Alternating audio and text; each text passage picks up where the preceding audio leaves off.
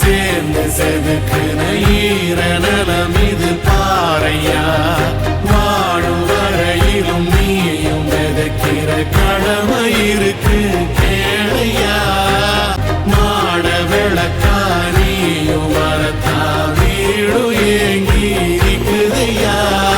எத்தனை சாமி வந்ததையா, இது எந்தெந்த சாமி தந்ததையா.